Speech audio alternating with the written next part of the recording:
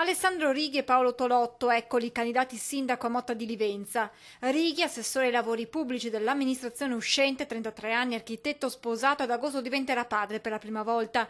Candidato con Forza Motta, Lega, Liga Veneta, ha accanto in questa sfida una squadra che rappresenta tutto il territorio. È molto giovane, ha 38 anni di media, è un mix tra esperienza e rinnovamento.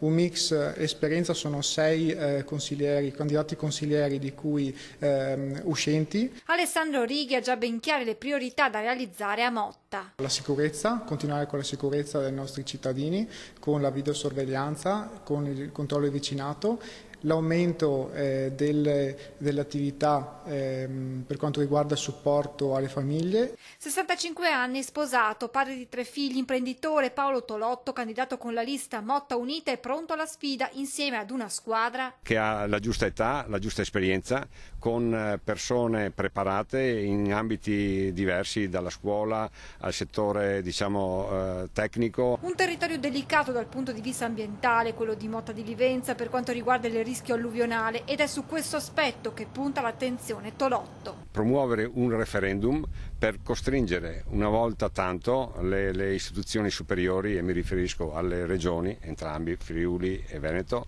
ma anche allo Stato, per risolvere il problema del Livenza.